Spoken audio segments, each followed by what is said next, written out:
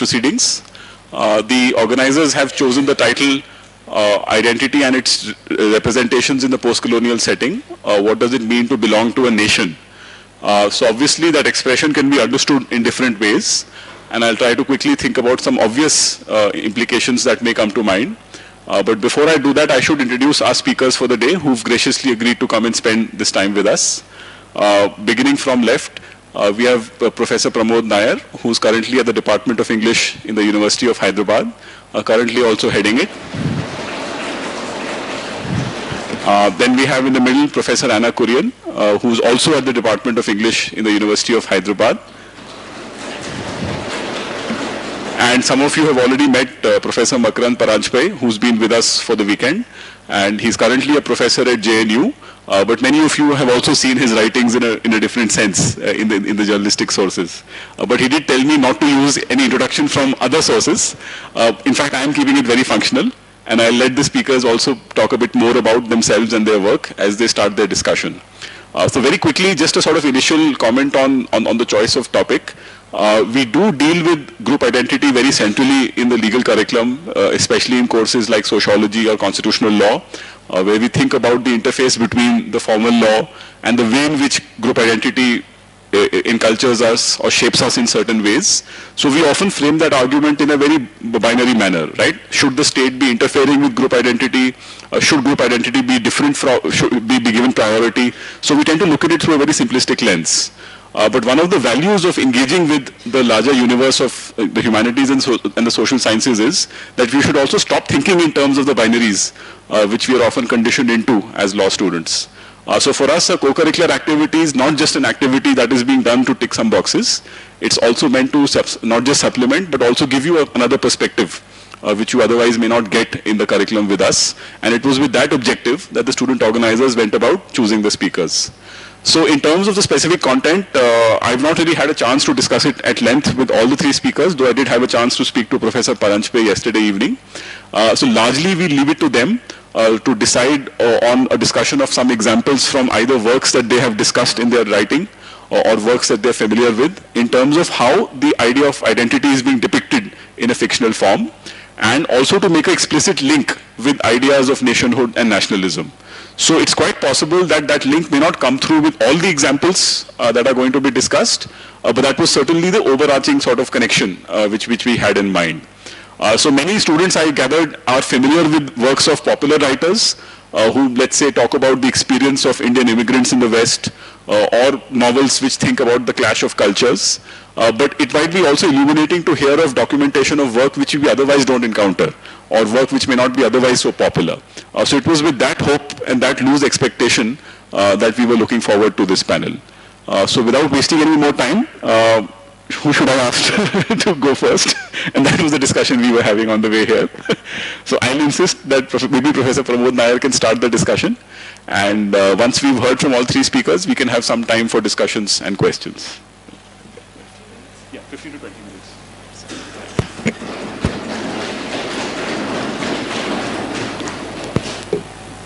Hello to Makarand and Anna and to Sidharth, and thank you for having us over here. There is a possibility of looking at the theme from a generic or from a specific point of view. We'll try and see if we can do a little bit of mix and match. So we theorize questions of national belonging, identity, and literary texts. Examples might not necessarily be be ones that you are familiar with. So Chetan Bhagat is not likely to be one of my chosen authors, so apologies in advance if that's what you are expecting. But there might be other interesting stuff. I work, in the recent past, primarily I worked in human rights and literature interface, and publications have been in that area, so I'm drawing substantially from that kind of work. There are specific genres within the novel tradition that address questions of national identity and nationalism, as well as group, by which I mean ethnic, communitarian group identities, which have been made necessary because of political changes. I'm thinking of a genre like the Truth and Reconciliation Commission novel. There's a whole genre devoted to this. It comes out of South Africa. Gillian Slower's Red Dust is a particularly well-known one. Zoe Wickham's David's Story is another. But you also have such novels coming out from Ireland, David Park's The Truth Commissioner. These novels are interesting because part of it, at least for students of this kind of institution, part of the novel deals with the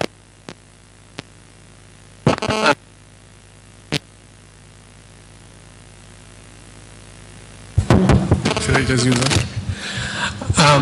It deals primarily with the proceedings of the Truth and Reconciliation Commission, which, as you know, required victims to come and testify, often in the presence of their former perpetrators, jail wardens, members of the police and the military. And for instance, the South African Truth and Reconciliation report is now out.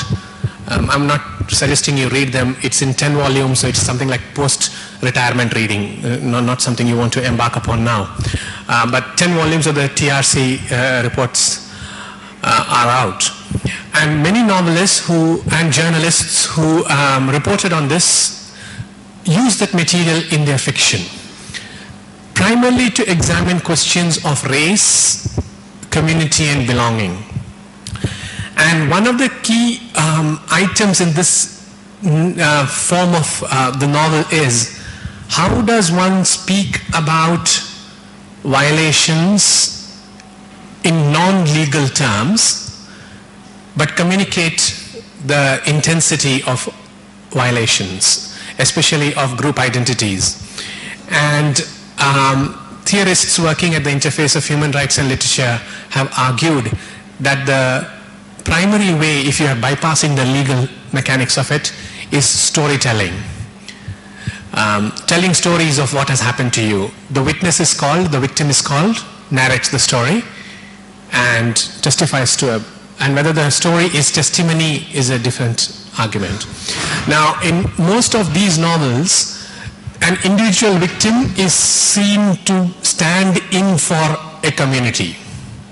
So it's not like the whole group of people who have been violated are called upon to testify. So the individual speaker speaks on behalf of the whole community. Sometimes, however, the victim does not speak. It's called before the TRC, and this is a documented phenomenon from the TRC reports. So if the story doesn't happen, do you have a case? That's my way of intervening in this question of national identity or belonging. When the victim does not claim victimhood by stating it, that I have had my rights violated, do you have a case? There are two ways of approaching this. One is via arguments made that all human rights campaigns begin when a person comes and says, my human rights have been violated. All human rights campaigns begin with a story. But what if there is no story? What if somebody does not speak a story? Or, as a corollary, what happens to those things that don't get narrated, that don't get spoken of? And the argument there is, the victim does not offer a story because the victim is the story, presents himself or herself, and that's all there is. In narrative theory terms, it's called the disnarrated, the spaces that you know exist because some things have been censored out. The little bleeps on your television show are the disnarrated. So the point I'm making is that our attempt to pin down a novel which talks about the proceedings of the Truth and Reconciliation Commission, say the Truth Commissioner or Gillian Slower's Red Dust, often has gaps in the story which it's our job to fill in, because the victims don't always tell their stories. Now, when victims don't tell their stories, how do you then speak in terms of whether they belong or not? Because they have not been able to say outright, we feel as we experience a sense of unbelonging. One argument which has been made is the fact that they are unable to pin down their belonging is because all those structures that help them generate a sense and a story of belonging have been taken away. There is no language in which to speak about it. There is no context in which to tell that story, their stories. So the question of belonging for at least people like us who work within literary criticism, and unfortunately for you, all three of us are practitioners from English literature, you know. For us, because the narrative becomes so crucial, what happens if there is no narrative? What happens when there is no story being told? The point I'm emphasizing here is, for questions of belonging to be discussed, there has to be a narrative foundation to it. For instance, you cannot have an idea of human rights unless you have an idea of a human. And to have an idea of a human, there has to be a narrative history. How we have defined the human, legally, medically, theologically. And I do not know whether you are aware of the history of the campaign for of human rights well before the 1948 declaration. But the first idea of humans as possessing rights emerged out of the campaign against slavery in 18th century England. And its second origin was a sentimental novel. That sentiments make a human. So a sentimental novel enabled people to say, okay, this person is a person because he or she has sentiments. Now, if there is no such narrative tradition, then do we have a sense of belonging being generated or up for discussion? Most of these novels will also give us victims who refuse to participate in this process. What I'm trying to get at here is, in a context, if we assume this is a Truth and Reconciliation Commission hearing, the victim has to come and present a story. If the victim does not, then do we have a narrative? The victims in these novels say, but this is not conducive to telling my story. I do not want to make it public. And that's my next argument. In the case of any story of national belonging, personal grief becomes part of national cultural memory. I take what has happened to me, speak about it in public.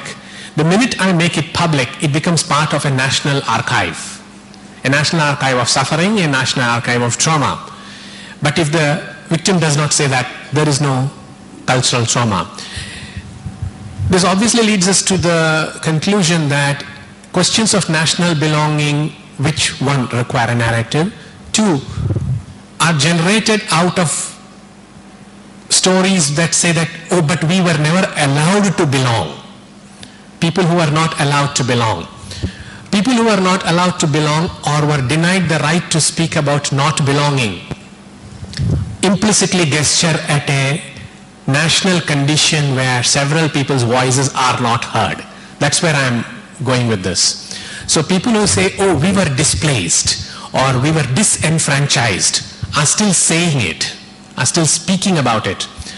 But as these novels document, there are millions of people who have not been given the opportunity at, say, a Truth and Reconciliation Commission hearing to say that. If that's the case, then where does an argument about national belonging go in these literary texts? If there is no victim to tell a victim story, do we have a campaign at all? This is the conundrum that many of the novels explore. Whether it is novels about the Rwandan genocide, Murambi, or the Book of Bones, that's the novel I'm thinking about. And many of these novels, therefore, move the argument away from the voice of the victim to something else. Debates about national belonging and the loss of national belonging are also documented by stories told by something else. Bones. There are any number of novels, and the most famous of them is something you might have heard of, Michael Ondiate's Anil's Ghost, set in the Sri Lankan Civil War. And it stars a forensic anthropologist. What she does is she makes the bones tell a story. There are novels about Argentina, Chile, and others, all of which work on this principle. So when the victim is no longer with us, and the victim therefore does not tell a story, then how does one discuss national belonging? You read it from the bones. Literally. This is not a metaphoric construction of identity at all. In many of these novels, therefore, what you have is a quasi-legal, a quasi-anthropological quest for a story. But it's still about storytelling. So you examine the possible causes of death and you reconstruct a life. In the process of reconstructing the life of the executed or the disappeared, you construct an argument about the nation. So you don't necessarily construct a life, but you construct the national production of death. As the African philosopher Achille Mbembe would call it, a necropolitics, the politics of death, a nation devoted to the production of death itself. So you read it backward. You start not with a life, but with death, and work your way backwards into the storyline of a person's life, and try to examine what was the person's life like. Why did they die? How did they die? In this process, many of these novels are looking at material remains and make the material remains speak. There is one more source of storytelling. I'm sure many of you are aware of the culture of memorials to the dead, martyrs, memorials for the executed, for the disappeared. Novels dealing with memorials are also aplenty. For instance, Murambi or the Book of Bones. I do not know whether you are aware that after the Rwandan massacre, the Rwandan massacre is the world's fastest genocide in history. 100,000 people in 100 days. No, I mean, if you want to think in terms of pure stats, that's like the fastest genocide in human history. The Museum for the Rwandan Genocide has preserved the bones, including skulls of the people in the schoolhouse where the largest massacre took place. They have not been disturbed. Bits of clothing are still clinging to the bones. That's how they have preserved it. So they say, okay, that's our story. There are no survivors, but you can take a look at this. Memorials were built. Memorials constitute an important mode of storytelling in practically all of these novels, because memorials are also modes of putting together cultural memory. So please note my trajectory. An individual person speaks and the personal becomes cultural memory. Material evidence like bones speak, they become cultural memory. And now memorials speak and they become cultural memory. This culture of memorials has been prohibited in many areas. For instance, in Eastern Europe after the Sarajevo siege, the Bosnians were not allowed to construct memorials, which in effect means that the people who were the victims of genocide did not have a place to mourn. A memorial is a place of mourning, and if you do not have a place to mourn, you don't have a culture around which you can construct an identity. So the Serbs after the massacre refused permission to take the bones of their dead, inter it in one place and construct a memorial. So mourning was not allowed, and as a result, post 1995-96, the United Nations actually had to intervene to say that the right to mourning must be granted to the survivors. Think of the irony of it. The right to mourning is guaranteed because the right to life was not guaranteed. No, you will see some instances of these mass burials and the culture of mourning if you are a person who is interested in the comics journalism of Joe Sacco. If you read Safe Area Gorazde or Palestine, graphic memoirs, he does a lot of this kind of work. And Safe Area Gorazde has these visuals of bodies piled up, you know.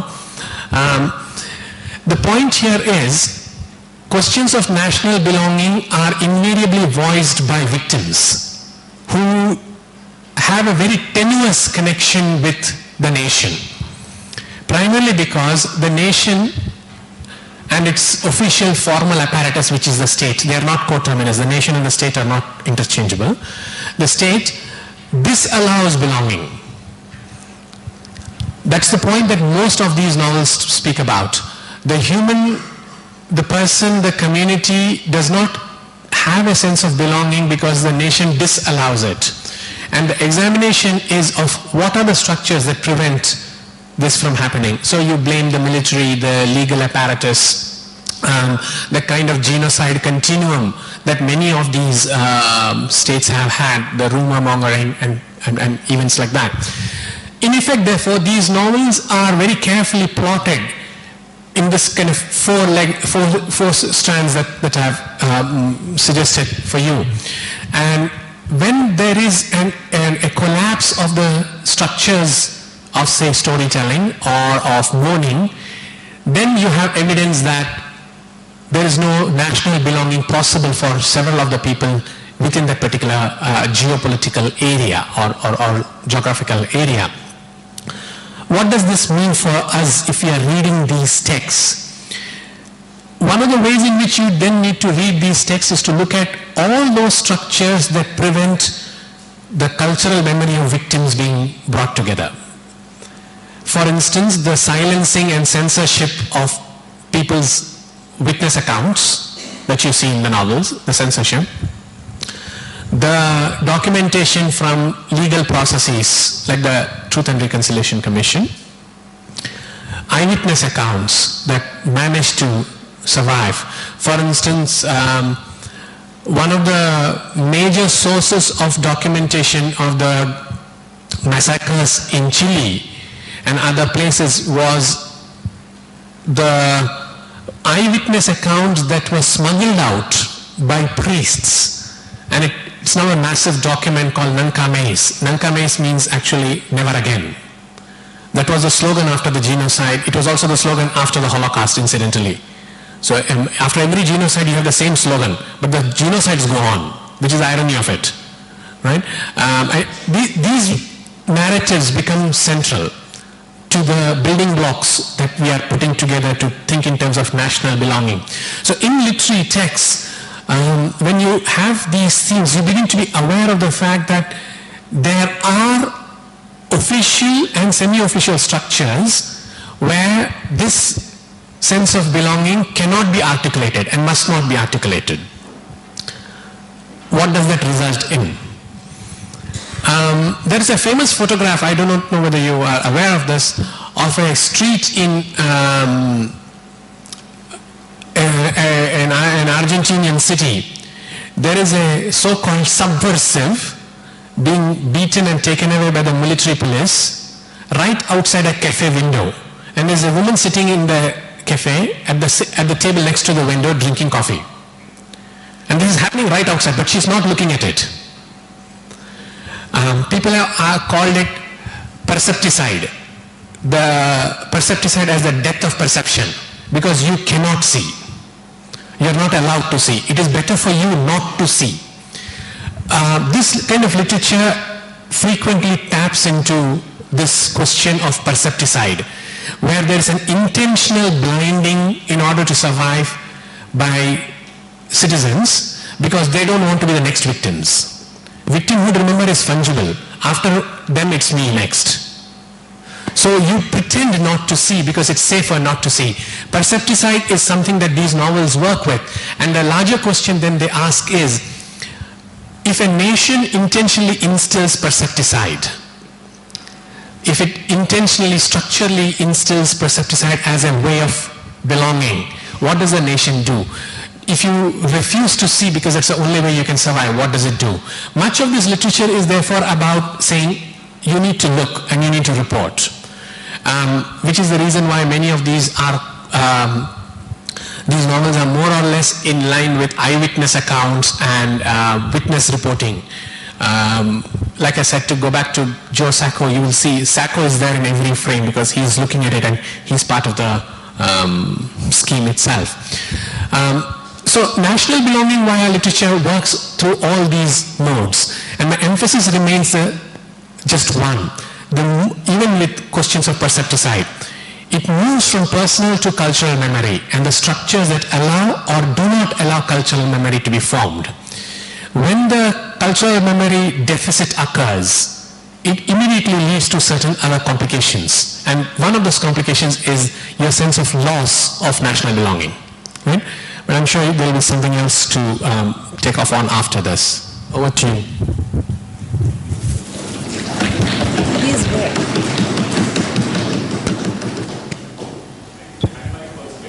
Acha, thank you. All right. Right.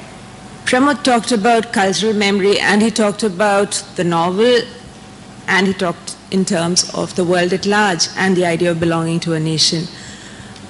I'm narrowing it down. Not the world at large. We come to India specific, and not the novel, the larger sprawling form, but poetry, Indian writing in English. So, he spoke about Chetan Bhagat. I don't know how familiar you are with Indian writing in English and the poetry of the language, but I'll quote examples as I go on. I'll begin with a poem by a poet called Cherry Changte, who comes from the northeast of India, and who says, "What does it belong? What does it mean to belong to India, the largest democracy in the world? Sounds good on paper, not too good." Okay, we'll try. Right. So, I'll begin the poem again, the rest of it can go. What does it mean to belong to India, the largest democracy in the world? Sounds good on paper, not too good for those who, in a land that professes to deny the presence of a mainstream, still has little rivulets and brooks, furiously trying to keep pace with the river. Sidelined, sidetracked, sidestepped, a minority in a majority world. You look at me and you see my eyes, my skin, my language, my faith.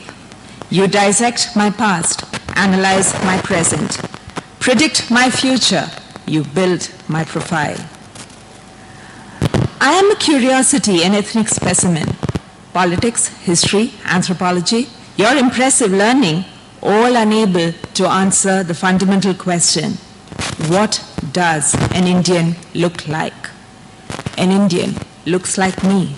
An Indian is me. Now, one of the basic premises of the poem, of course, is the fact that Indians don't look like each other. We have so many varieties, right? Everybody looks different. So when she says, an Indian looks like me, an Indian is me, what is this concept of Indianness or belonging to India that she is enunciating? I'll begin with a little bit of a background where if we think in terms of stereotypes, now the British looked at India and they classified us very neatly. So you had warrior tribes, then you have criminal tribes, then you have the headhunters of the northeast, then you have the nice, meek, mild Babulog, various kinds of categories, and they were happy with the categorization, but those categories also then employed stereotypes which continue to proliferate and which continue to have a certain hold upon our imagination today. So we also look at our neighbors and then see them as, oh, that cunning businessman, and of course, the even more cunning embodiment of Tamilianness or Bengaliness, and so on and so forth. We have our stereotypes and we build with those stereotypes. In the presence of those stereotypes, how then do we work with the idea of who is the actual Indian? Is it the stereotype or is it the person sitting next to me or sitting in front of me? The question of authenticity also arises now. Is authentic Indian north of the Vindhyas, south of the Vindhyas? Is it south of Kashmir? Is it the northeast?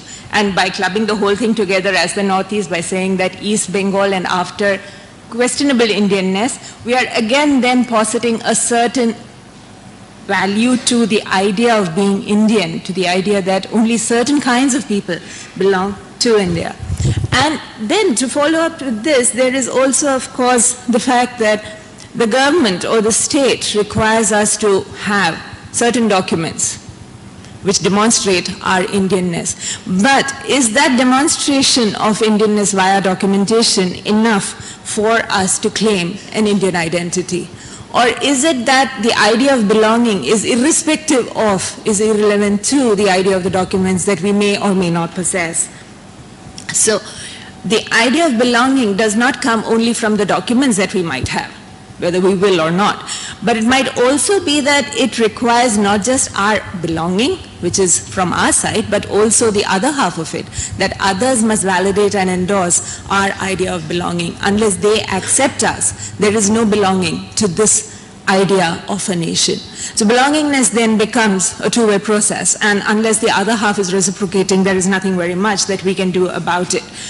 Now, I'll offer a series of excerpts, quotations, and then build upon it a little bit, and each of them works with the idea of belonging to this nation, as well as interrogating the idea of the nation, which then, of course, puts up barriers for us. Eunice D'Souza, a poet from Bombay who died recently, spoke about the Catholic family in a poem which was titled Catholic Mother. And in that you have the father who says, God always provides.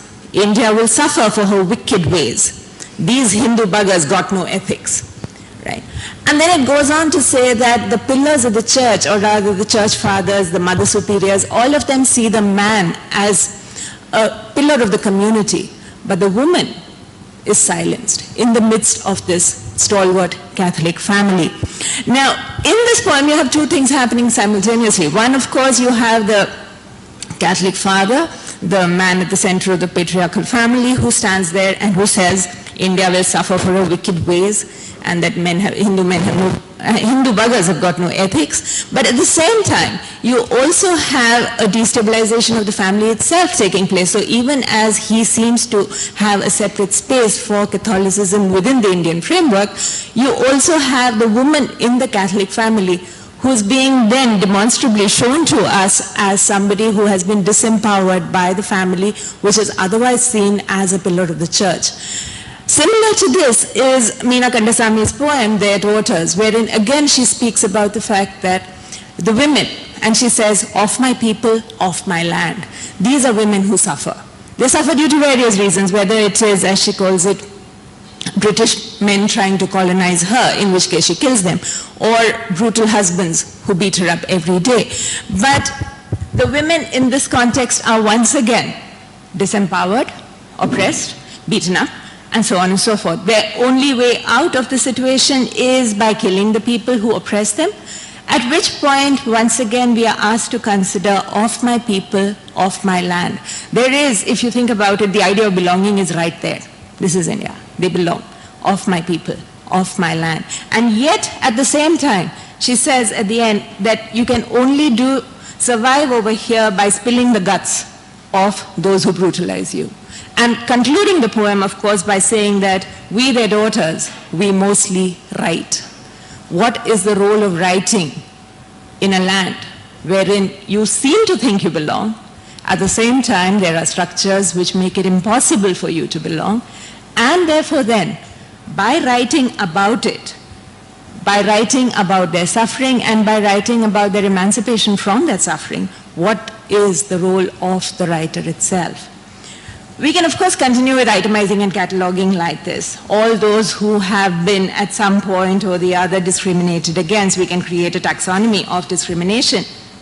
Whether we use it to talk about poets from the Northeast, such as Robin Nangom or Nonkingri, or whether we use it to talk about Aga Shahid Ali, or we talk about other texts which come from all over the country, talking about those who are disempowered, and so on and so forth.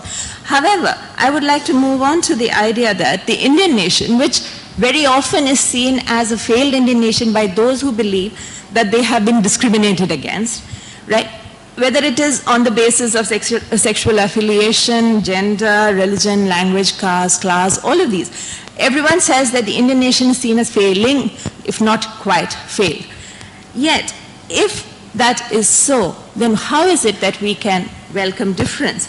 Or how is it that then we think about a land, a country, a nation, which does not allow difference to flourish?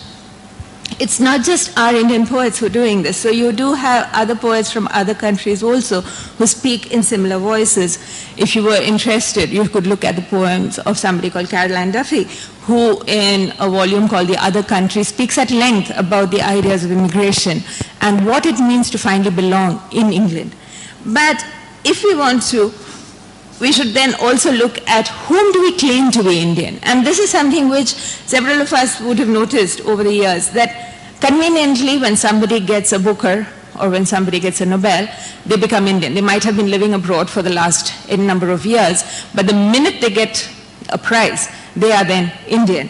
Someone in the same category is a poet called Imtiaz Darkar, who begins in Pakistan, moves to India, now divides her time between India and England, and who speaks in a poem called Minority of the point where, and I quote, language flips into an unfamiliar taste, where words stumble over a cunning tripwire on the tongue, where the frame slips, the reception of an image not quite tuned, ghost outlined, that signals in their midst an alien. What alienates us from the idea of the nation? What is it that signals us to be aliens? And I do not know, but I can say with some certainty that several of us would have experienced this idea at some point or the other.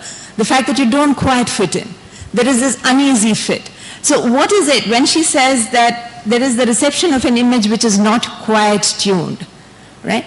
It's blurred and it's ghost outlined and it signals in their midst an alien. What is it that makes us alien? And when we are perceived as alien, what do those who are looking at us say? They then say, and this is another Dharkar poem, she must be from another country. And she goes on to say, maybe there is a country where all of us live. All of us freaks who aren't able to give our loyalty to fat old fools, the crooks and thugs who wear the uniform that gives them the right to wave a flag, puff out their chests, put their feet on our necks, and break their own rules. But from where we are, it doesn't look like a country. It's more like the cracks that grow between borders behind their backs. That's where I live. And I'll be happy to say, I never learnt your customs. I don't remember your language or know your ways. I must be from another country. Do you belong to the country, which is yours in one sense, but where you yourself are perceived as an alien? We might want to think at this point then as to what are the contexts, and these are a series of WH questions which actually can be used to interrogate any instance when this idea of belongingness is called into question. When is it that we do this? About anybody. So who is it who is seen as an alien? When do we see them as an alien? Why? Is there a specific feature at that point in time which makes them into an alien for us? And finally, how do we do this? We might see it so, but then how do we make them aware of the fact that they are alien to us at that point in time? If this is the background with which we work, then there is also then the question that if we subscribe to the idea that we belong to a nation, then is it only law that can signal inclusivity, or is there something else? What do we do?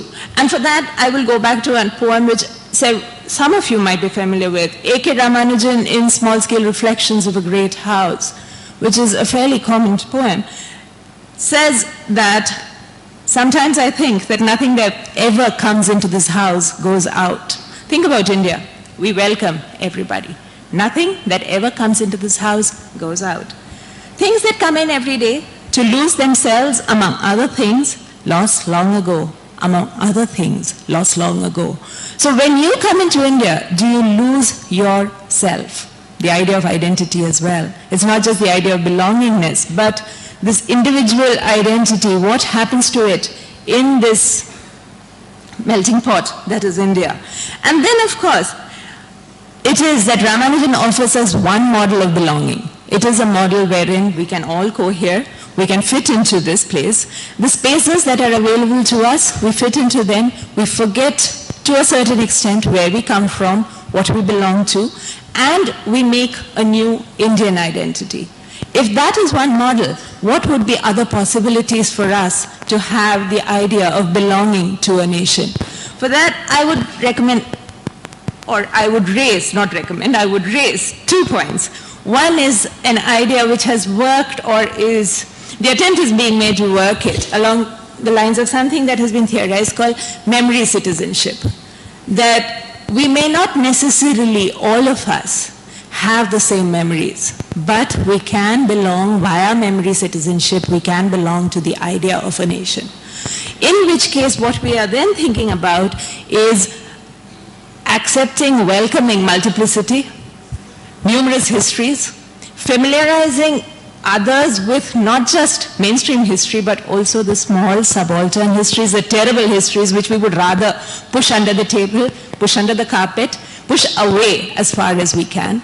We welcome those histories. We build them into our national discourse. And then, accommodating these histories of exclusion and discrimination, we make space, not just for the glorious. We all like the glorious histories which we have of our past. But isn't there also space for the not so glorious ones? And isn't that space the one which we need to enlarge in if we are to have the idea of belonging to a more inclusive version of India? Now, if we say that we should have a multiplicity of histories, we should also then, it should also then be possible for us to not erase those which we find uncomfortable. One of our favorite tactics is, of course, to say that that did not happen, or if it did, it is not relevant to the project of nation building. But what happens via the idea of belonging is to then say that we pull in all the histories that we have and we look at them, we familiarize them. The other one, and that connects to something that Pramod was speaking about as well, is the idea of one, empathetic understanding, and associated with that, if you cannot empathize, then you proceed to being an engaged witness. That we may not be able to empathize with everything that we see around us, but we can still be witnesses to what happens. And in the process of witnessing in an engaged fashion, where it's not just a superficial thing, the one which he talked about, percepticide, that instead of instances of percepticide, we have instances of engaged witnessing. If we work via that idea, wherein we look at an event and we look at it not just in terms of what is happening right in front of us, but also backgrounds to it, historical backgrounds as well as other contexts which make it possible, we also then work with the idea that it is not enough to look at it, but also then to speak about it, to recognize it for what it was and to speak about it. And in the process then, we build an idea of a nation, an India, wherein there can be more belonging. Thank you.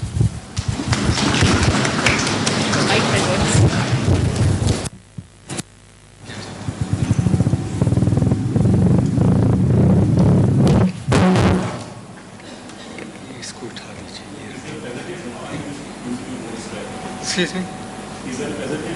No presentation. I just want to stand. Okay, I can keep it on it, but I don't want this to be spoiled. Okay. Thank you, thank you. Really sorry to drag you guys out on a Sunday, but now that I have your attention, may I request you to shut your laptops, please. You're allowed to sleep, but not keep your laptops open, yes? Band kar dijiye. Thank you so much. I'm so happy to be here. I learned a lot in these last 2 days. I'm very grateful to Pallavi for inviting me. I don't know how you guys found me, but I've been talking to a number of you, and I'm really, really impressed. And because I'm impressed by you, I'm also anxious. I've been anxious and wondering how to organize the things I want to say to you. And I've been helped by Sidharth ji, your great teacher. You have the highest rating, Sidharth. I've talked to so many students and they say you're the best teacher in this. Yeah?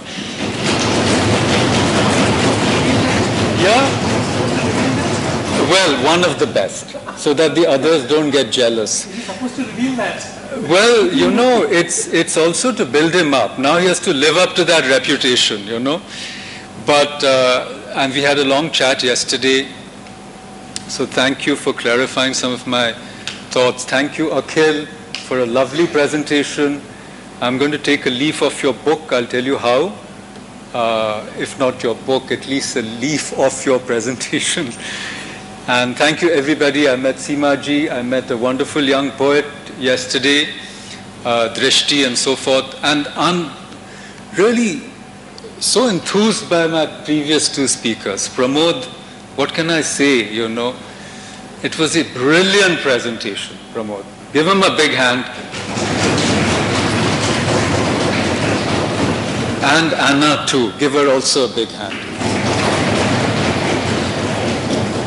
Pramod was my student, so I can afford to take liberties with him. You know, he's the head of department of a major university, but I still take liberties with him, if you don't mind. Yeah? Now, Pramod, I'm going to quarrel with you a little bit. Excellent presentation. I'm going to use also Anna just a bit, which is to talk about not so glorious things just for a couple of minutes, not so, you know, things which make us deeply uncomfortable. Pramod mentioned Rwanda as the fastest genocide in human history, and a bell rang in my mind, you know, and I think he's wrong, you know. Not very far from our own land, the great Persian Emperor Nadir Shah, who invaded India, I think in the space of 2 hours, that's why I wanted my computer here, I've got the reference, in the space of 6 hours, on the 22nd of March 1739, in 6 hours, something like between 20 and 30,000 people were slaughtered by the Afsharid troops in the old city where Simaji lives. Apparently, Shivaji, sorry, I apologize. Shivaji lives. And in the Suneri Masjid, if you've been there, it's a beautiful mosque. He sat on a takht and unsheathed his sword and said to drum beats, Qatl-e-Aam! And in 6 hours, that piled up so many bodies. But the question is going back to memory and what Pramod was saying. Where did he learn this? So you have to go back further a few hundred years. And his model was actually Timur. You know, there was a controversy. Timur means iron, by the way, okay? But Timur is supposed to have killed 17 million people, you know, and this was in the 15th century. And that was 5% of the world's population. Yesterday, somebody was saying that there is nothing more horrible than the Holocaust in human history.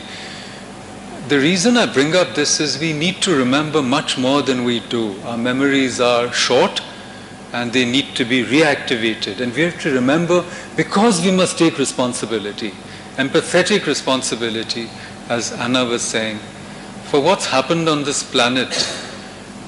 I mean, we need to remember, I think, more carefully. And I just want to tell you what happened in 1387 when Timur invaded a very beautiful city, Isfahan. Even the name is so beautiful, right? And there was some problem with the tax collectors, and the citizens of the city rebelled and they killed a few people. And what did his soldiers do? Timur ordered his soldiers to have a Qatl-e-Aam. Between 100 and 200,000 people were killed. And eyewitnesses counted 28 towers constructed with 1,500 human heads. So this whole idea of piling up human skulls, which you saw not only in Rwanda but in Cambodia, is very old. It goes back to further times. And of course, the more, I think, pleasant presentation. I'm not going to talk about terrible things, I hope. And there were 4 things in the topic which struck me. It's a huge topic, and you know, it's impossible to really do justice to all these different things. But the 4 things that struck me were identity, nation, and well, 3 things mainly: identity, nation, and post-colonialism. And as Sidharth and I were chatting, I said to him, I'll deal with all 3 of them a little bit. And I was thinking up to the, you know, I was invited to have tea with Pramod and Anna. A young man came, he's sitting there in the last row, and he said, "Sir, wouldn't you like to have tea with Pramod?" I said, yes, I would. But I'm just trying to organize my presentation, you know. And Shibaji had breakfast with her, and she said, slip of the tongue, okay? Anxiety. You know, I've been teaching 37 years. and I'm still so anxious before a class. She says, don't worry, when you stand in front of the mic, something will happen. So I said, I must obey her and stand in front of the mic, you see? That's why I came here. So when I was invited to tea, my mind was saying, ab kaise isko fit kare, you know? How am I supposed to organize this? And then I thought about Akhilji. I said, let me read a poem to you, okay? So here's how I'm going to organize my talk. And let me tell you another secret. I was supposed to be in another panel, and I asked to be moved to this panel. Not only because I love Pramod so much, but because I actually have a book called Identity's Last Secret. Don't nod because it's not published. Nobody knows. I mean, it's a book of poems, but it's not a book of poems, Akhil. It is it's a book of poems, criticism and tantra. I've written a mixed narrative. And again, I feel there are poets here like Drishti. I feel very protective as yet. I'm not ready to let it go. So this is the first time I'm going to read you a little excerpts from that and organize my talk in terms of identity's last secret, okay? And I think I'll explain what this means as I go along. So every piece of writing, this is from my book, the middle portion, and it's actually titled, Why Be Happy When You Could Be in Love? Which is, you know, a reference to a wonderful book, which I'll ask you to look up. But anyhow, but let me read you something else, just because it's so interesting, from Wang Kar-wai, okay? So, Chamo Wan says, okay? Do you know Wang Kar-wai? There were film buffs here yesterday. Yes, thank you, thank you. So Chamo Wan says, in the old days, see, identity's last secret, okay? In the old days, if someone had a secret they didn't want to share, you know what they did? Aping, have no idea. Chamo Wan, they went up to a mountain, found a tree, carved a hole in it, and whispered the secret into the hole. Then they covered it up with mud and left the secret there forever. Aping, what a pain. I'd just go get laid. Chamo Wan, not everyone's like you. So this is my little quotation from Wang Kar-wai as a way to preface this middle portion of my book. So this is how it begins. Every piece of writing is a project or a puzzle.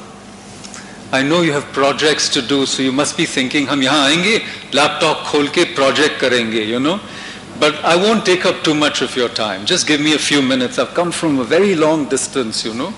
So anyhow, every piece of writing is a project or a puzzle. Even a poem is an attempt not just to tell a story, but to meet a particular demand or find a solution to a certain problem. So the narrative is the base of everything, as you heard from Pramod. In writing, it devolves into telltale textual trouble. So in a sense, all of this book is about textual trouble, okay? And one of the great characters in this book is Gayatri Chakravarti Spivak, but I can't tell you much about that. You know, there's no time. The solution to a great narrative challenge thus boils down to arriving at that irreducible, incontrovertible, iridescent chunk, clasped, fistful of twisted precious metal, purified, smelted, cooled and shaped, from heaps of ore blasted out of huge sides of rock, dug out deep from the bowels of the earth in dark, smoky and dangerous mine shafts, at last to be curiously wrought, yielding something, if not of use value, capable of buying or being exchanged for objects of material utility or need in the real world, at least a thing of beauty, a joy forever. So you see, this is the narrative challenge which we all face, even in humble presentations, okay? So let me begin with this sort of narrative challenge about what is identity? What is identity's last secret? And I'll read you one more excerpt from this book, which is not yet published, from the first part of the book, which is largely kind of poetry. I've already read a little excerpt from the second part. And then at the end of my presentation, I'll try and round up with that last bit from the third part of the book, okay? In other words, that even in this presentation, the presentation is being organized as the unraveling or the solution to a problem, you know. And how do you arrive at that solution is the narrative challenge, right? And what is the problem? The problem is identity. What is identity's last secret? I mean, this is what we want to unravel as we peel off layers, as we go deeper into trying to find out who we are. And then these layers take us, obviously, beneath the political, perhaps the ideological. Where does it lead to? Does it lead to the metaphysical, the ontological? I don't know. It's a puzzle, right? So let me read you the puzzle that is in the first part of my poem as a way to start my brief reflections, okay? So what happens in the first part? The first part poses, as I said, a puzzle. The puzzle, which I will read you, is expressed in the following lines, okay? Watching her thus recede, waving once, then vanishing sprite-like, a glowing swirl of gold dust, steadily swallowed by an inky cloak, he felt at first a gush of relief, like wind escaping a balloon, puffed to bursting. She was gone. Elation almost. He could return to himself, nothing broken, burned, as yet still safe. But immediately, a stab of pain, the blade turning, twisting, thus having and losing her, night after night, returning to an empty bed. Ah, such desolation of spirit. He was taken by a dread he dared not name. The real terror was nameless, beyond comprehension, a surmise, a phantom, shapeless, obscure. Alarmed, he thought he was lost, his soul misplaced, bewitched, turned into something else, a missing person, a stranger to himself, a creature of the night, werewolf, vampire. And yet, nothing happened. So, this is the puzzle of identity, which the book starts with, and which, in a sense, my presentation wishes to start with. And let me now talk about, having talked a little bit about identity, leaving it suspended, as it were, like a question mark in your midst, talk a little bit about these other things, which is the nation, for instance, a very contentious term. And one of the points that I was actually making with Sidharthji yesterday was that I wrote a book called Making India. And the main thesis of this book is that the making of India was deeply tied up with the project of writing, with authorship which also became authority and a way of authorizing the discourse of the nation, right? And I try to do this by looking at you might say, a series of writers, you know, starting with Ram Mohan Roy and ending with Gandhi, all of whom wrote quite a lot in English, frankly, all of these people. Some also wrote in other languages, like I have a chapter on Bankim, who wrote in Bangla mostly, but his first novel, supposedly a failed experiment called Rajmohan's Wife, was written in English. It's an incomplete novel.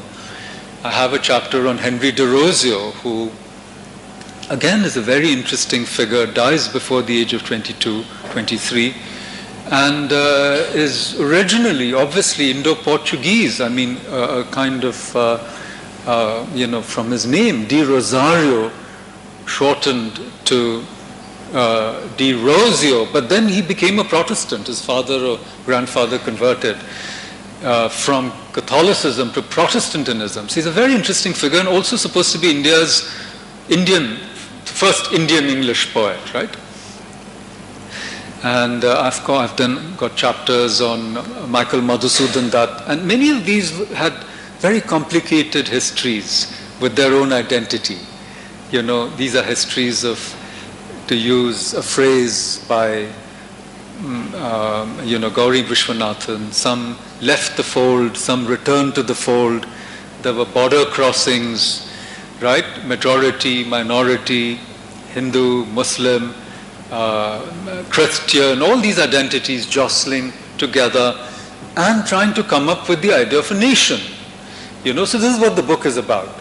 So when we speak about writing and the construction of the nation or the idea of the nation, then obviously there is a deep relationship between these two, which is what this book tries to outline, and I invite you to read it. And this also kind of ties in with what Benedict Anderson says in his book called The Imagined Communities, where he says that nations are engendered by print capitalism, that unless you have a way in which somebody from, say, the Northeast, which was really not a part of print capitalism at all at that time, which is one reason why we have these difficulties now with the so-called idea of India over there. And let's say Kerala, Bengal and Kerala, to name two sides of India, then how did people in such distant areas feel that they had or they could belong to one entity, one imaginary entity? It was through print capitalism, where this kind of national consciousness could be created, a consciousness which went beyond your primordial identities, which were based on neighborhood, right? You lived in a village or you lived in a mohalla, you knew everyone. And people in that mohalla said, we belong to this area, Dariba Kalan, that's a mohalla identity. What does India mean? It didn't mean anything until print capitalism introduced people in distant areas to concerns which they could share. And through that participation, you could create national consciousness, So this was, and all these people who wrote, and all the makers of modern India in a way, were also great journalists. Gandhi was a great journalist. He edited many papers, Young India, Harijan, before that Indian Opinion. He wrote, in fact, Hind Swaraj, this book which everybody should read as a primer for nonviolent revolution, on a ship and going from England to South Africa. And it was published in Indian Opinion in Gujarati and then translated into English. It was immediately proscribed by the British colonial authorities. Nehru was a journalist, for instance. Bankim was a journalist. He ran a newspaper. He ran a journal. Banga Darshan. Tagore was a journalist. He ran a newspaper. He ran a periodical. De Rosio ran a periodical. And so did Aurobindo, who's also in my book, who ran many periodicals. He started writing in Indu Prakash. He wrote in Bande Matram, he wrote in Karma Yogi, and then he moved to Pondicherry. He started a journal called Arya, in which in the space of about 6 years, he wrote all his major books. So Pramod is the most prolific scholar in India. He has 150 books to his credit. I have about 50. And you know how difficult it is to write a single page. And look at Sri Aurobindo. He wrote Life Divine, Secret of the Vedas,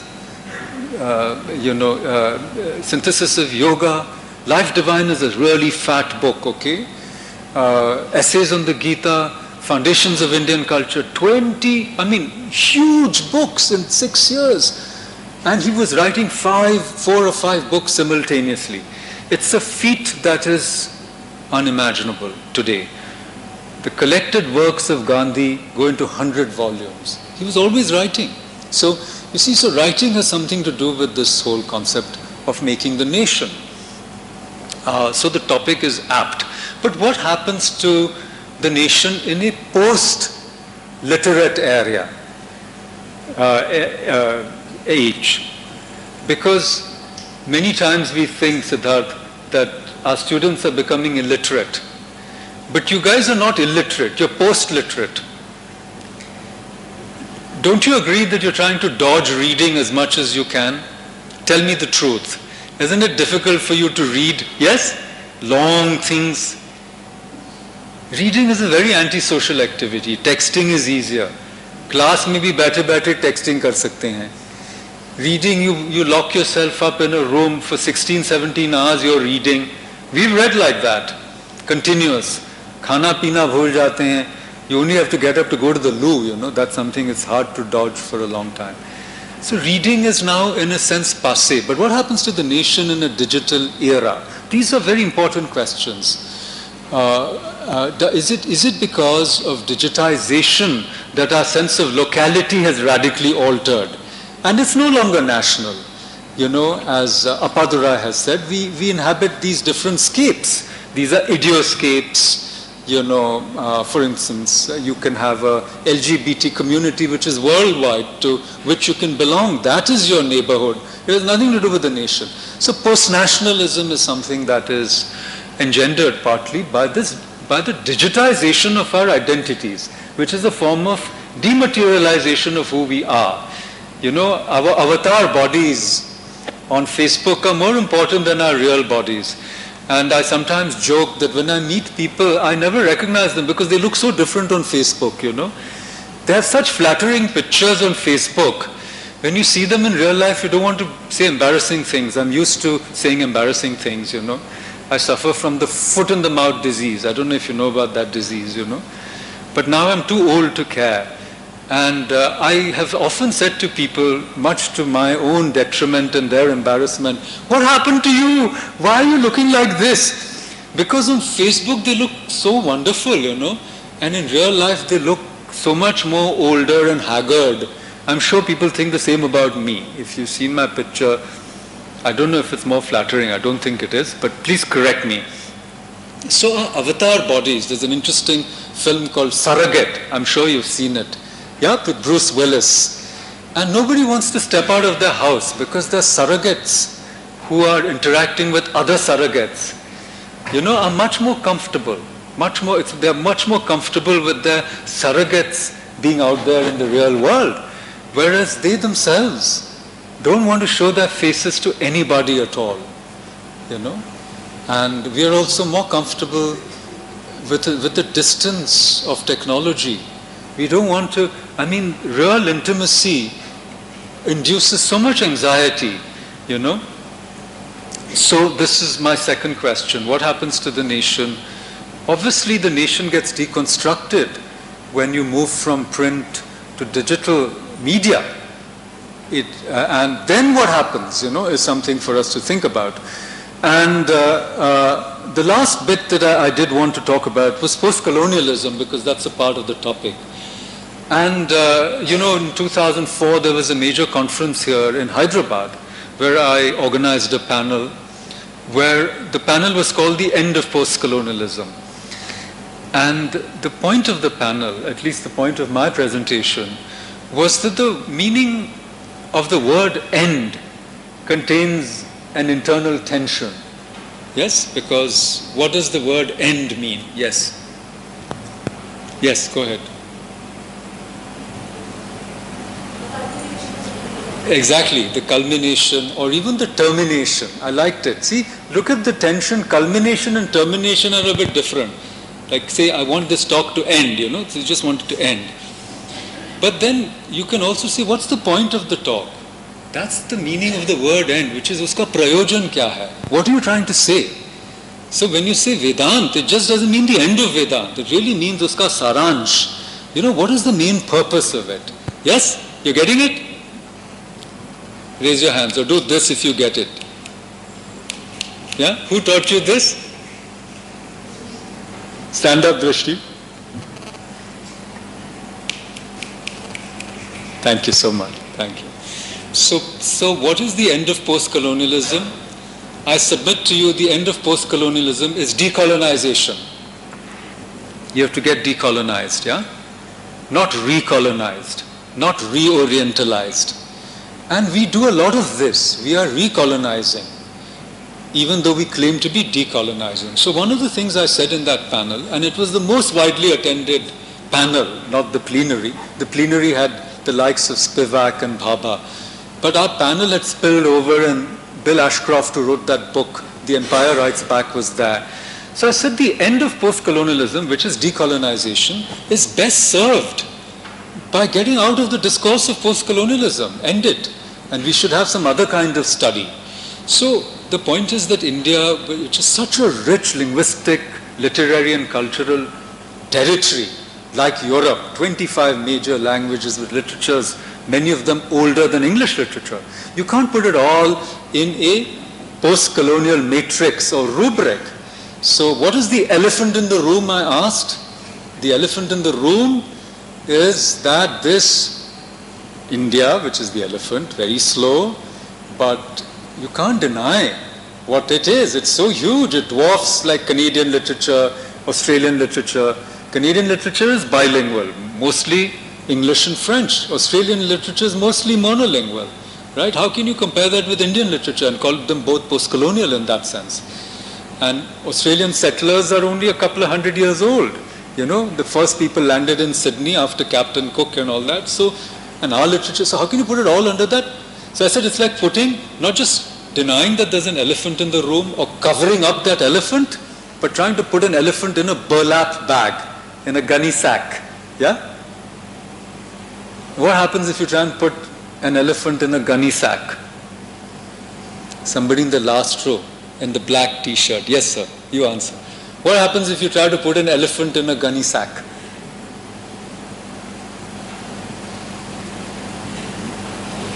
Yes, you.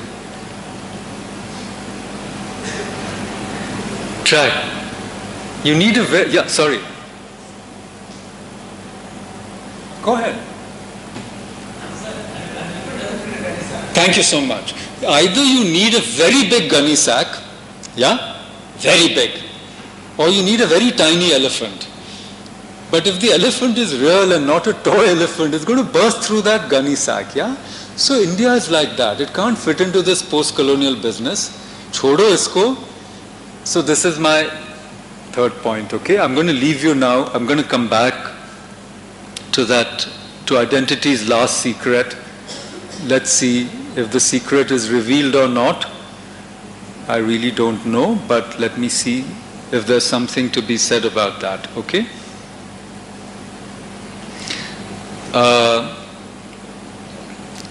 There's nothing funny about what we lose, but somewhere in between there hangs a poem, like a trapeze artist, precarious, perilous. But it lives, it survives somehow. It does not entirely give up its ghost. It refuses to submit entirely to the wound. It bends, oh, so low. It breaks in so many places. But it will not be disowned. Flung out, it still remains. The wound leads back to love, even as it leads away from it. We, the wounded, are not accursed, while the others remain unmarked, remain in a state of grace. The wound marks us, but we are not marred by it. The wound is the sign of our difference. It is all we have. It is nothing to crow about. It is no scarlet letter, but more the red badge of courage. It is how we are bound to the beloved. It is our way back. We are wounded. We are also blessed. Thank you so much. Thank you.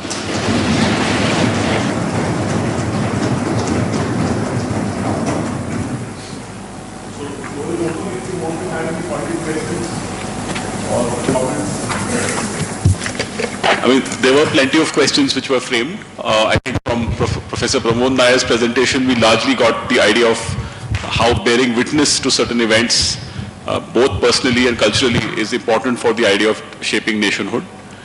From the selection of poems that Professor Kurian read out, they were largely reflecting on the question of how different ethnicities, different cultures are often left out in mainstream ideas of nationalism. And with Professor Paranjape, I think I should not attempt a summary at all, right?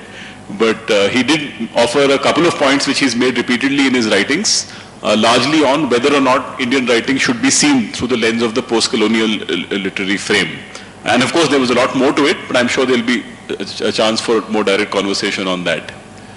So if anyone would like to offer a question or a comment, we have some time. Yeah. Or you can just speak up.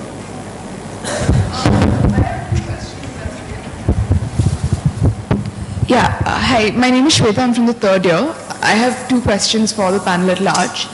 My first question is to do specifically with a certain kind of literary depiction. Given that past disenfranchisement plays a role in people's identities, what are your thoughts on satire that specifically targets minority communities that have a history of marginalization? Do you think that if the aim of any post-colonial setup is to concretize a national identity, then this satire is a legitimate form of literary depiction? Like, free speech concerns aside, what are your thoughts on satire specifically targeting minority communities in general?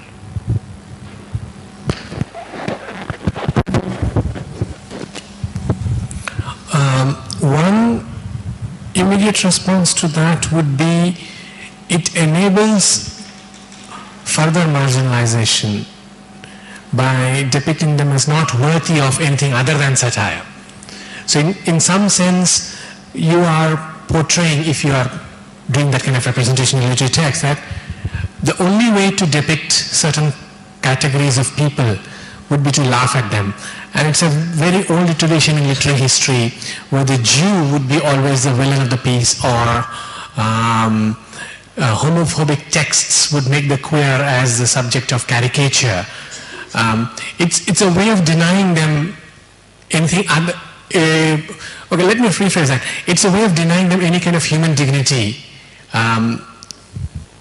because the representation amplifies certain flaws as they are perceived in that particular social order. But if it's done intelligently, satire can also serve to show that there are structures of representation which limit what we can do with the differently abled, for instance, or the LGBT community. So satiric depictions then would serve to illustrate the point I was making, that there are spaces in which only certain kinds of voices can be heard because the space is predetermined. Let me give you an instance. The argument that the public sphere is made up of rational debate, the great Habermasian argument, effectively means that women will not be a part of that rational debate because the women are prone to hysteria and crying. Think of that argument. Oh, then you cannot participate in the public sphere because you're prone to this anyway. Automatically assuming that only a certain kind of voice can be articulated. So the way of excluding women would be to say that, oh, they are only... So there's two things. It stereotypes women as not possessing rational, reasoned debate. Two, any other forms of expression, for instance, sentimental dialogue, will not be a part of the public sphere either. So effectively done that. So if there is a certain kind of satire possible, and you'll see it in texts by people like Peter Carey, writing out of Australia, it suggests that the available representational mechanisms in literature, which are themselves part of a state apparatus, and the massive commercial industry of publishing, is open to question. So if done intelligently, otherwise it ends up marginalizing them. But I think it would also serve to illustrate the point that we are denying anything else possible because this is the commercial publishing field, and we publish what sells, not necessarily what is right. But I am sure others have something else to say. Yeah, I would go with the stereotyping one, that once we put them into a certain, slot them into a certain framework, we use that framework continuously. And it is both reductionist as well as minimal, so there is no necessity to explore them on any other level. But in addition to the done intelligently part of it, I would like to add this, that when a member of their own community satirizes their own community, it's a very different ball game over there. And that's seen, I mean, we see it, of course, in stand-up comedy, like you said, but you also see it in this poet I used right at the beginning of my presentation, Eunice D'Souza, who is Catholic, Goan, and satirizes her own community through her poetry. Then the satire takes a very different role. It's not just about humor, but it's also pointing then to the kinds of flaws and faults that are visible to an insider and which the outsider might see differently, but the insider then is able to point a finger and laugh at them. So when you laugh from the inside, there's a startling difference then from standing outside and pointing a finger and saying, you're just like this. Right, that's reductive. But when you see it from the inside and you make a mock of it, then you are able to do something more with it. Professor Paranjape. Actually, that's not adequate, I would think. You satirize yourself, you laugh at yourself because you then enable yourself to be acceptable. You are going to laugh at me anyway. You're going to be laughing at me anyway. Why not?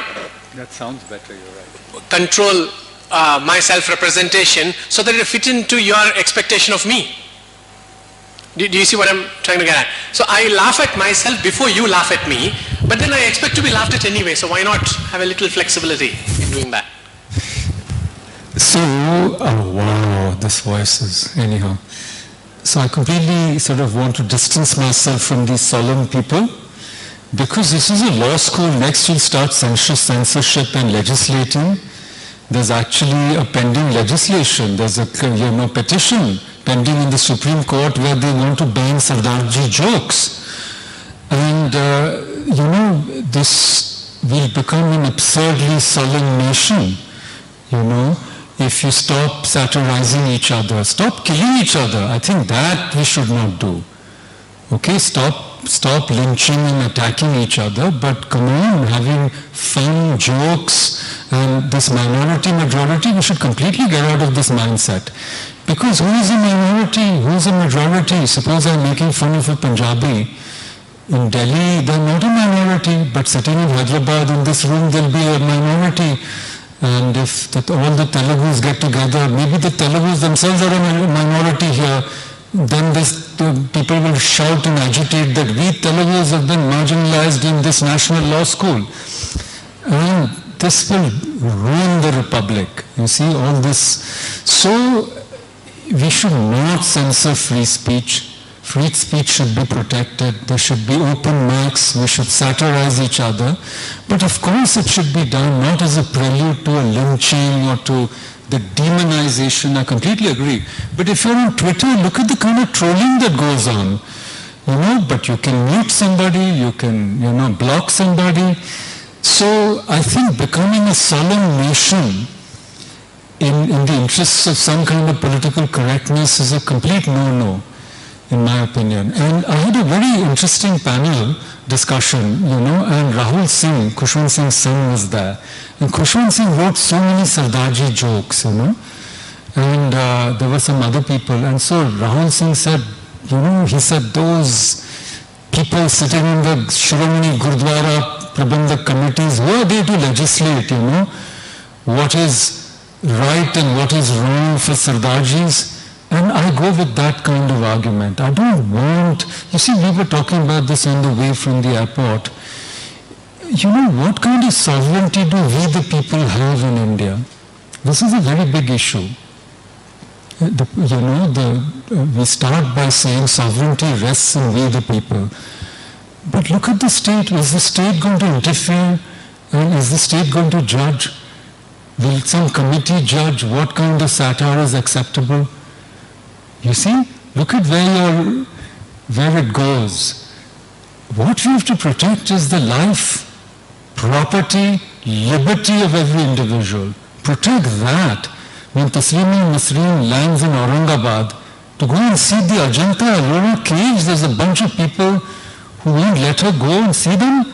And the government of Maharashtra, ruled by the BJP, says, yes, go back. To me, that is kowtowing. It's not a matter of who says what. Suppose I'm a Hindu, shouldn't I criticize something in a Christian or a Muslim or a Jewish or anybody else? And shouldn't I likewise accept criticism from any quarter? What does being a citizen in a democracy mean? Why should I say, अरे उसको बुरा लगेगा? मैं बुरा लगाने के लिए थोड़ी बोल रहा हूँ. I'm not saying it. I think there are important issues of liberty, freedom, justice involved. That's why आप आवाज उठाते हो. In other societies where you're not allowed to speak up, you won't be able to say this. If you go to Saudi Arabia, you can't put up a picture of Durga or Saraswati. If your wife is traveling, they have to wear a burqa. as soon as they, exit from a plane. So there you don't have a choice. Here you have a choice. So protect that choice. Law people in the law school, protect these civil liberties, and give as good as you get back. Somebody satirizes, you satirize them back. What's wrong with that? Answer words with words, not with fists and blows, Okay, I think this is an over-elaborated answer. Yeah, I think also it's an issue which they have to think about more deeply when we look at debates on speech, because very often reinforcement of prejudice and incitement have very blurry lines. So it is a sort of case-by-case discussion which we need to have. So more students have their hand up. Oh, sorry, ma'am, you can ask first. Yeah. You can turn that on and ask. Yeah, thank you. I think the question that was asked got lost in this particular terminology using minority. I think it is about the hegemony group and disenfranchised group. And we need to understand that who hegemonize the space, who hegemonize this territory. And don't we understand that it is the upper caste, urban, educated, male, Hindu, who is the one, and we have to understand that every other category, there are intersectionality involved, but every other category is in a way hegemonized by this particular character. And when somebody is talking about this, since this panel is bringing up this question of does it belong, what does it mean to belong to a nation? But my question would be, is nation available to everybody? Does everyone has the right to belong to the nation? And can we substantiate it in terms of gender, in terms of creed-based minorities, language-based minorities, and so on? So I think this is a very complex question. It is not something, it isn't about just minority. It's about the hegemony group. It may be very small in number, but it is the hegemonizing group. So we have to understand that. I think that was more in the nature of a comment. I just want to say one little thing to what you said. See, when you talk about those debates on, say, free speech, you know what happens with Salman Rushdie's, let's say, satanic verses? India was the first country to ban it. So, you see, we have actually bought into this paternalism of the state, where we think that, the citizens are, I'm using the word minority, madam, in a different way, you're not grown up. You reach the age of majority when you're grown up, but our citizens are treated as if they're not grown-ups. So the state will say, aapko ye padhna nahi hai, ye aapko nahi karna hai. And through such measures, and this also applies to somebody who doesn't want Wendy's book published. It applies to the Lives of Sri Aurobindo by Peter Hayes. It's a fantastic book. Everybody should read it. It's all over the world. I don't think so, but I don't think so. It's about facts. I know, we can check. I mean, it seems counterintuitive, yeah. But I don't think even these books have been banned. The publisher is threatened and they withdraw. Or ordinarily the older method was a customs ban. Customs was to import. If the book is published abroad, then you prevent it from entering. Now this is a law school. So my real point to this question was politically incorrect satire directed at the minority community. Let's say, oh, don't do it. But the reason that I came in with a strong intervention is that should the state legislate, should the state intervene? This is my issue. And of course the nation belongs to everyone. Of course everyone should enjoy the nation. But again, how do you create a non-hegemonic nation? Show me one. So these are negotiations, and you can keep saying upper caste, Brahminical, blah, blah. No, these have become, to me, today, empty signifiers. Like shibboleths. So you just say that, and you say, okay, what does it mean? How is it? You come to JNU, you see the posters. Anyhow, next question. I agree. Yeah, let's collect the questions. So Benjamin is there, Sudeep and Shivraman. So let's collect all three. I'm Benjamin from the third year. I'm a student from Mizoram. So the reason I'm mentioning my state is because of the term used Northeast, in the sense, like how we used, like we refrain from using terms such as South India or North India, like we prefer not to, right? Because it hegemonizes like different cultures into one identity, which it clearly is not, especially with this idea of the Northeast. But beyond that point, so you mentioned this thing called the wounds are a sign of our difference. However, further, you mentioned that we must attack satire with satire. So in that sense, won't difference be further built when there is a nature of attacking between two parties? And further, the problem I think in all this discourse is when we mention terms such as majority, minority, we are excluding people by categorizing them into particular groups. Like if we look at minority discourse, we would only look at the Northeast, or let's say, I don't know, some other place, but not looking at each particular difference, recognizing their own problem. Like we would not look at Mizo history or Tripura, like the history of Tripura, or like the women in Mizo further. So my question, I think, to the whole panel is, when we are talking about this idea of nation and belongingness and all that stuff, and continue to categorize people into particular groups, isn't that sort of problematic? Like how does it achieve this sense of belonging, while on one hand we are saying, oh, we'll just categorize these people into XYZ group, and on the other hand, some other person is saying, we must continue fighting against each other. Like if someone has a word of violence, fight back, like fight words with words. I think that's something that you said, sir. So, but should we fight is the question. Why not have a culture more of belonging, where someone cannot fight back if they're not even recognized? So like Mizoram is not recognized. Tamil Nadu might be a state, but like Mizoram is just Northeast. So in that sense, how feasible is it for me to actually fight back? Like, which is what you are saying, sir. So that's my question. Let's collect the two other comments also. Yeah. That's.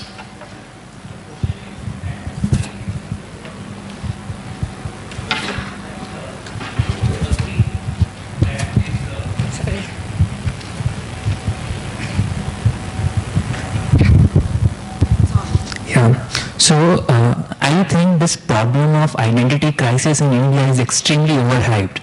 Now, if someone doubts what is universal truth, he will be considered as insane. Now in India, we have constitution. So we do have categorization of Northeast and other states. That is for a good purpose.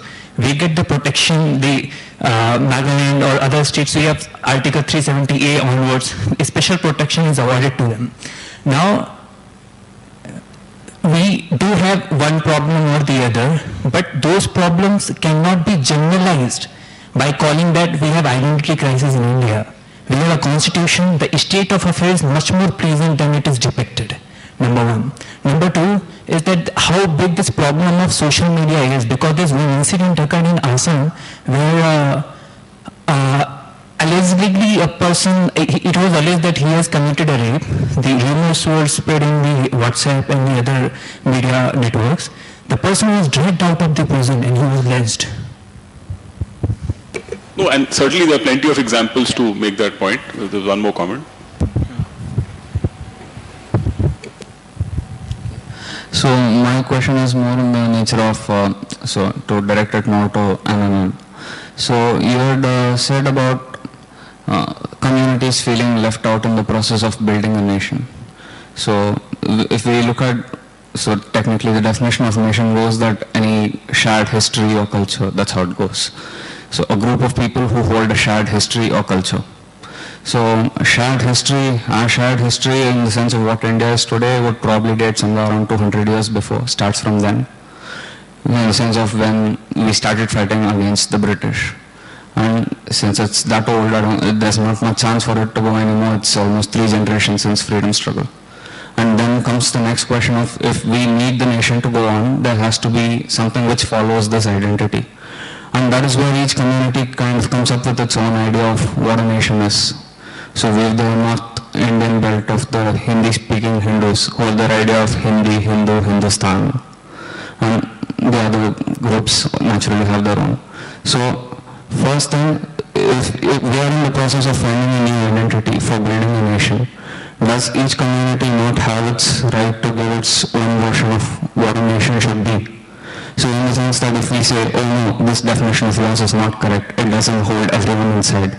So that kind of harms, why you say it leaves out people. If you try to regulate or moderate what it's supposed to be, you harm the right of the one who is trying to give an idea of what a nation can be. So how do you kind of balance these two rights? Right. Any other interventions or? Okay. One more. Okay. Vishal, I think.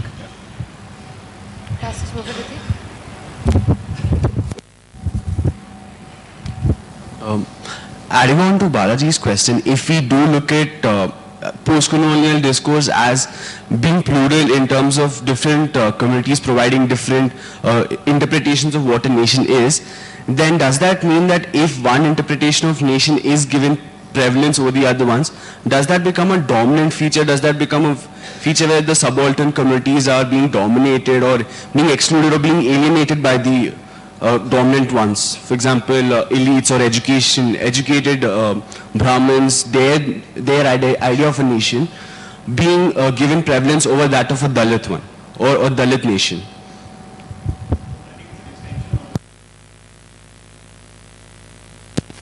Good. I think so you can respond.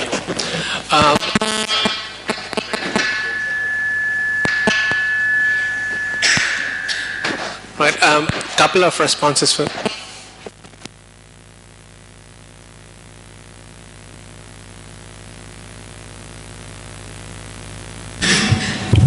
That's fine. Thanks. One, in response to, I think, Benjamin's point, one needs to understand that political citizenship and political belonging are not coterminous with civic belonging. It does not necessarily happen that you have been recognized as political citizens of India. It generates automatically civic belonging.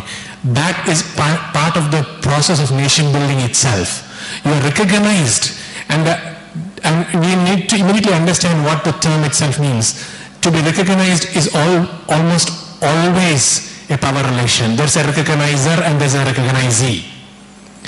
The idea of recognition itself presupposes that somebody is and possesses the power to grant you recognition. Recognition cannot be, I recognize myself alone. I have to be validated by somebody else. So the question of recognition that you were talking about is central to how the nation starts looking at itself. So there is political citizenship which marks a geographical map and gives constitutional rights and various other things. Does that necessarily translate into a sense of civic belonging? It doesn't. So there's a tension in that. You said some, I'm sorry, but I didn't get what you had asked.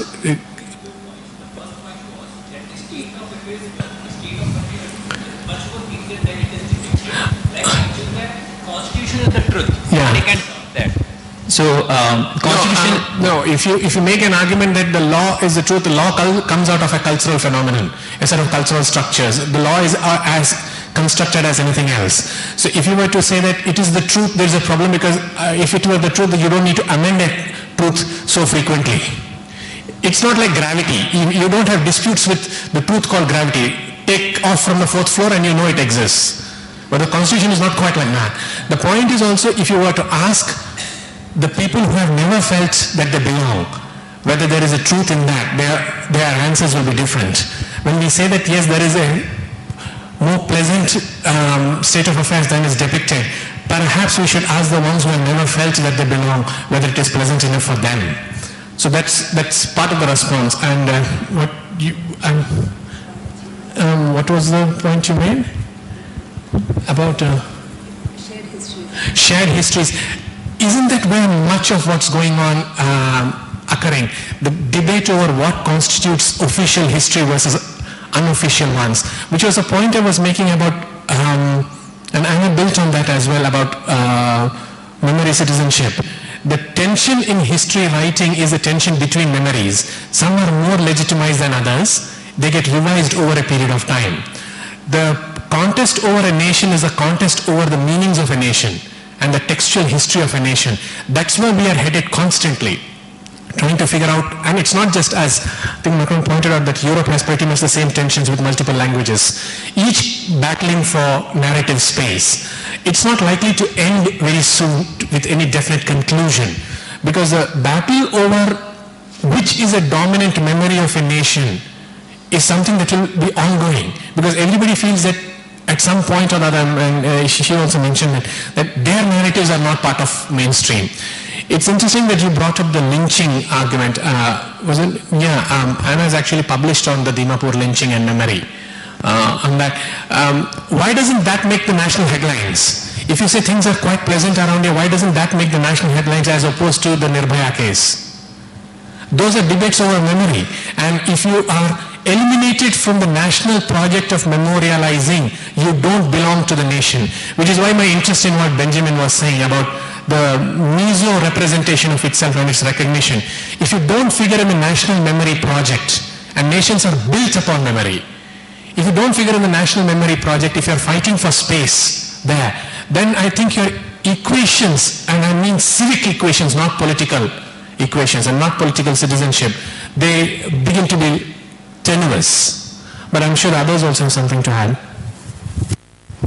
Yeah, so you were talking about the fact that our shared history might just go back about 200 years, the country at large.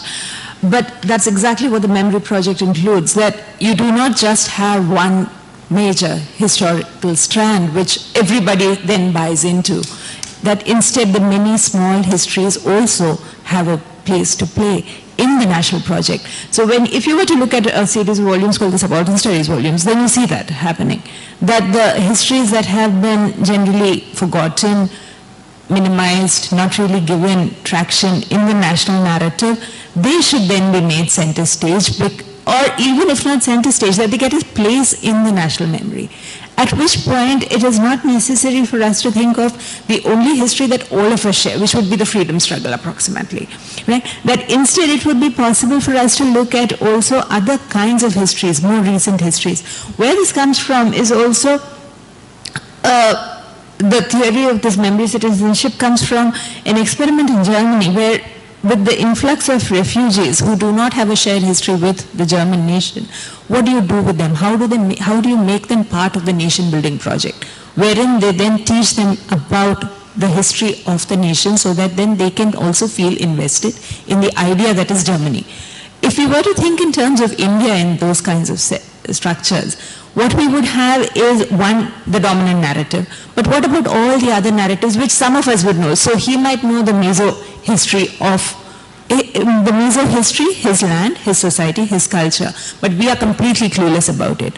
What about having textbooks in which we are made acquainted with the lesser known histories? In which case we have a case for including more histories, making it a more accessible place where everyone has a place wherein they can then be seen and be seen by. Do I answer your question? No.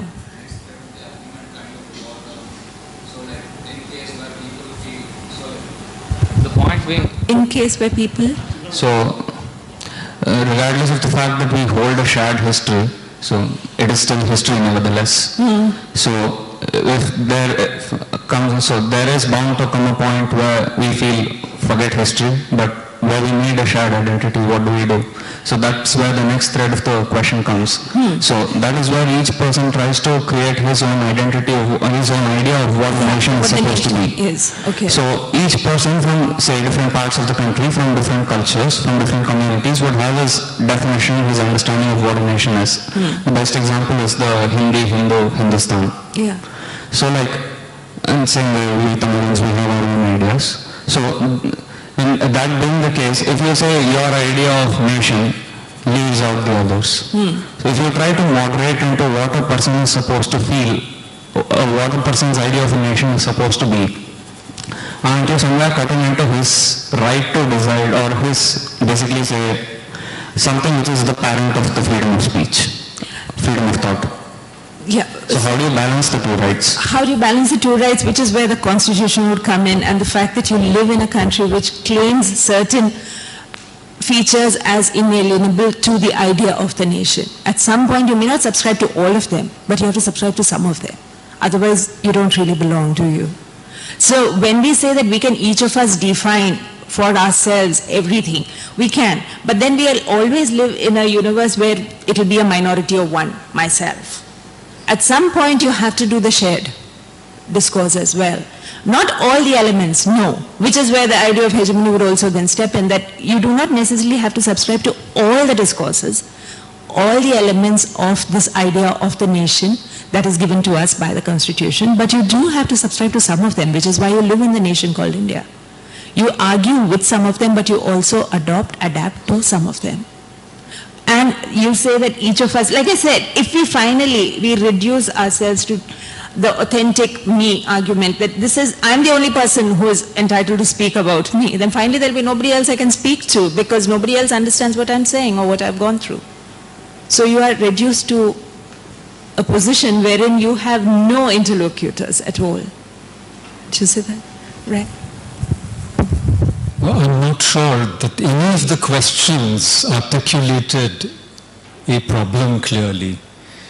And I'm going to talk about this in 2 minutes. Before that, I want to say that, Benjamin, I think what you said is very important. A wound, yes, should not be responded with another wound, with a counter wound. A wound should be healed. I completely agree with that, okay? Now, having said that, how to refrain from wounding others? You know, it's a matter of self-discipline. It's a matter of restraint. Swaraj means restraint. It doesn't mean you dominate somebody. It doesn't mean just resistance to domination. Swaraj actually means restraint. So please think about it. But none of these things has to do with oughts and rights. These are matters of your own choice. The question that started the trail was about, should we be allowed to satirize minority communities? That's how it started. There it takes you to somebody who regulates you. You see, that's how the conversation started. But let me throw this Mizo question back at you. I've taught several students from there. So I have a right over you, okay? Now look at Mizoram. It's a Christian-dominated state where the church is hegemonic. And you have banned, I'm told, please correct me, Hindi movies are banned in Mizoram. Doordarshan, I mean, TV is banned. You can't see, maybe it's wrong, but this is what has been told to me. But I want to ask my friends from the so-called Northeast what they're doing to make other people feel welcome. They hardly do anything. In fact, there are, you may respond, let me finish. So this whole business, sort of some people feeling neglected, etc. You write your own narratives, write a wonderful history of Mizoram, nobody prevents you, okay? But I've traveled a little bit in the Northeast, let me tell you, and there's a deep suspicion to people from India. And there is a tribal politics there. I'll be very blunt, I sit on selection committees, and even in so-called central universities, there is the hegemony of the hegemonic presence of the local. Now, if you deny this, then you know much more than I do. I will defer to you. Maybe you're the native informant here, but my understanding of how India functions is that there is a carapace of equality, but there is this deep, inherent tribalism and the casteism that goes, behind so many of these things, which also applies to the Northeast. The Northeast is not exempt. It's not a place where it's a beautifully welcoming society where all outsiders are treated with great respect and empathy. Okay, anyhow, now to come to some of these other questions, my friends, you're all young, okay? And let me be the gadfly that wakes up this politically correct dozing horse, okay? Now, this is a metaphor out of Socrates in his apology, in Plato's apology, which all of you should read. I hope you've already read it. If I had anything to do with your syllabus, I would prescribe it. Plato's Apology. What is it that prevents people in humanities and social sciences from thinking or learning how to think? It is this, what should I say, bugbear, or should I say hobgoblin called political correctness. It prevents us from thinking and questioning and reading and writing.